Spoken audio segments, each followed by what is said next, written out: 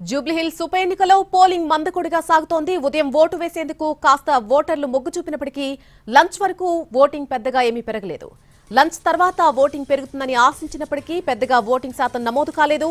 సాయంత్రం 4 గంటల వరకు చూస్తే కేవలం 40.2% మాత్రమే ఓటింగ్ నమోదైంది. ఇంకా పోలింగ్ కోసం 2 గంటల సమయం మాత్రమే ఉంది. కనీసం సాయంత్రం సమయంలోనైనా ఓటింగ్ పెరుగుతుందని ఎన్నికల అధికారులు భావిస్తున్నారు. ఇటు షేక్పేట్ డివిజన్, రహమత్ నగర్, బోరబండ డివిజన్లలో కూడా ఓటు వేసేందుకు పెద్దగా ఓటర్లు ఆసక్తి చూపించలేదు.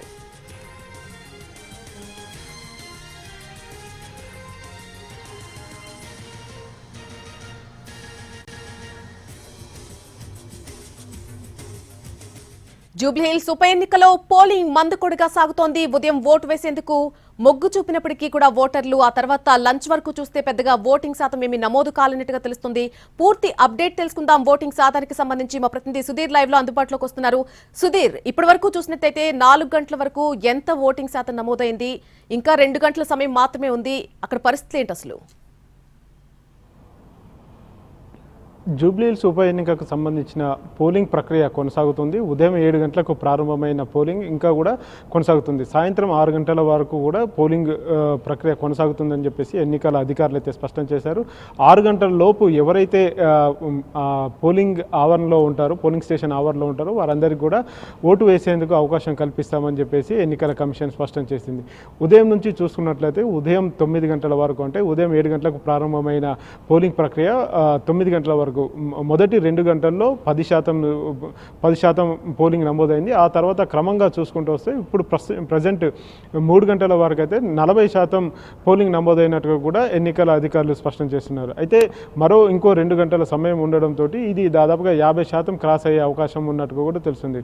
ప్రస్తుతం జూబ్లీహిల్స్కి సంబంధించి చూసుకున్నట్టయితే జూబ్లీహిల్స్ అసెంబ్లీలో దాదాపు 4 లక్షల పైచిలకు ఓటర్లు ఉన్నారు. వీరిలో దాదాపు 2 లక్షల మంది ఓటర్లు తమ ఓటు హక్కును వినియోగించుకునే అవకాశాలు అయితే కనిపిస్తున్నాయి. మిగతా 50% అయితే ఓటుకి దూరంగా ఉన్నట్టుగా కూడా తెలుస్తుంది.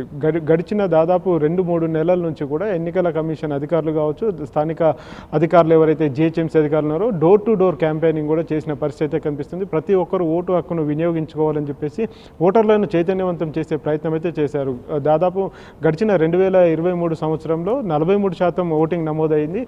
అప్పుడు ఇది చాలా తక్కువగా నమోదైనట్టుగా కూడా తెలిసింది. అయితే ఇప్పుడు బై ఎలక్షన్ కాబట్టి, ఉప ఎన్నిక కాబట్టి కొంత ఓటర్లో కూడా నిరాసక్తి ఉన్నట్టుగా కూడా తెలుస్తుంది. ఎవరు కూడా ఓటు వేసేందుకు ముందుకు వచ్చే పరిస్థితి అయితే కనిపించట్లేదు. ఉదయం 9 గంటల వరకు కొంత ఫాస్ట్గా జరిగింది.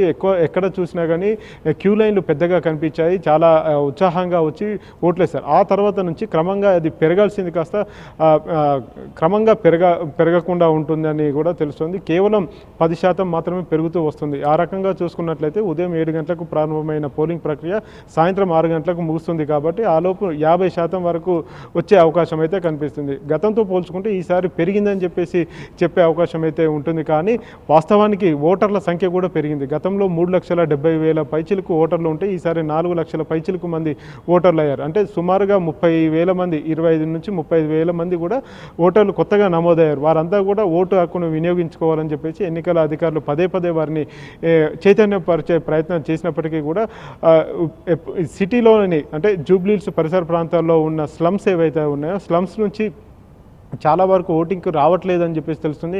అదేవిధంగా మెయిన్ జూబ్లీహిల్స్ ఏరియా ఏదైతే ఉందో సంపన్నులు ఎక్కువగా నివసిస్తారని చెప్పేసి పేరున్న జూబ్లీహిల్స్లో ఇప్పుడు ఓటింగ్కి ఎవరు కూడా ముందుకు రావడం లేదు. మనం చూసాము గతంలో చాలాసార్లు సాధారణ ఎన్నికల సమయంలో కావచ్చు, మిగతా ఎన్నికల సమయంలో, జిహెచ్ఎంసీ ఎన్నికల సమయంలో కూడా పెద్ద ఎత్తున ఇటు సినీ తారలు కావచ్చు, ప్రముఖులు కావచ్చు, రాజకీయ నాయకులు కావచ్చు అందరూ తరలి వచ్చి తమ ఓటు హక్కును వినియోగించుకున్నారు. కానీ ప్రస్తుతం ఉన్న బై ఎలక్షన్ నేపథ్యంలో పెద్ద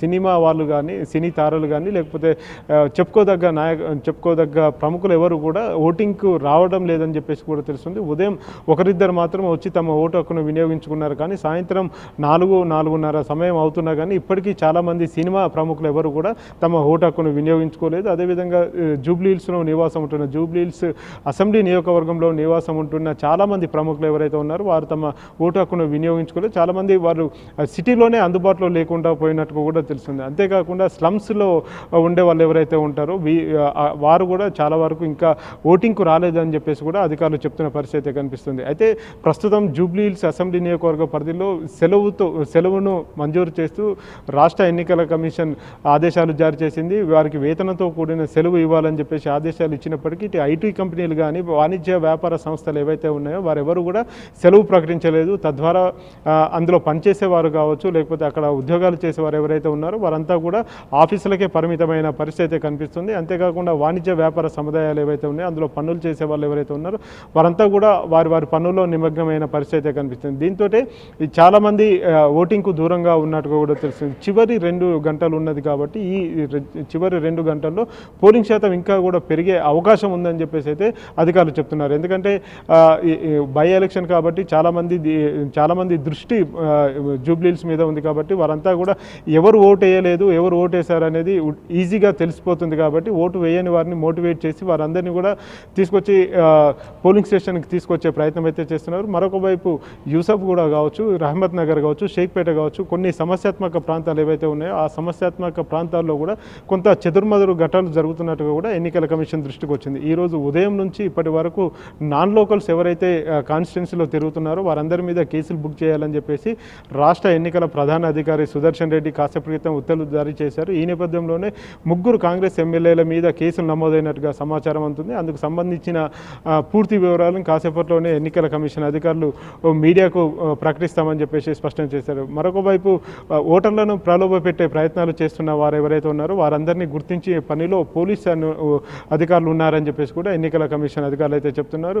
ఏది ఏమైనప్పటికీ కూడా ప్రతి ఒక్కరూ తమ ఓటు హక్కును వినియోగించుకోవాలి. సాయంత్రం 6 గంటల వరకు ఎవరైతే పోలింగ్ కేంద్రాల్లో అందుబాటులో ఉంటారో వారందరికీ కూడా ఓటు వేసే అవకాశం కల్పిస్తామని చెప్పేసి ఎన్నికల అధికారులు చెప్తున్నారు. కొన్ని ప్రాంతాల్లో ఓటింగ్కు వచ్చేందుకు ఇబ్బందులు ఉన్న ప్రాంతాలు ఏవైతే ఉన్నాయో వాటన్నిటిని గుర్తించి అదేవిధంగా కొంత వికలాంగులు కావచ్చు, లేకపోతే నడవలేని వారు ఎవరైతే ఉంటారో వృద్ధులు, వాళ్ళందరికీ కూడా ట్రైసైకిల్స్లను కూడా అందుబాటులోకి తీసుకురావడం జరిగింది. మరికొంతమందికి 80 ఏళ్ల పైచిలకు ఎవరైతే ఉన్నారో వారికి హోమ్ ఓటింగ్ అవకాశం కూడా కల్పించడం జరిగింది. సర్వీస్ ఓటర్లు ఉన్నారు, హోమ్ ఓటర్స్ ఉన్నారు, అదేవిధంగా గవర్నమెంట్ ఉద్యోగులు ఎవరైతే ఉన్నారో వారికి అందరికీ కూడా పోస్టల్స్ కూడా పంపిణీ చేసిన పరిస్థితి అయితే కనిపిస్తుంది. మొత్తానికి చూసుకున్నట్లయితే 4 లక్షల పైచిలకు ఉన్న ఓటర్లలో కేవలం 2 లక్షల మంది కూడా ఇప్పటికీ ఓటేసిన పరిస్థితి అయితే లేదు. మరికొద్ది సేపట్లోనే దీనికి సంబంధించిన ఎన్నికల పోలింగ్ ప్రక్రియ ముగిసే అవకాశం ఉంది కాబట్టి ఇంకొంత అవకాశం ఉంటుంది. 50% మించే అవకాశం అయితే కనిపిస్తుంది పోలింగ్కి సంబంధించి. గత సంవత్సరంతో పోల్చుకుంటే ఈసారి 7 నుంచి 10% ఓటింగ్ పెరిగే అవకాశం ఉన్నట్టు కూడా తెలుస్తుంది. Vote studio. Right Sudheer, thank you for the live update. ప్రస్తుతం జూబ్లీహిల్స్లో మందకొడిగానే పోలింగ్ సాగుతున్నటువంటి దృశ్యాలు మనం చూడొచ్చు.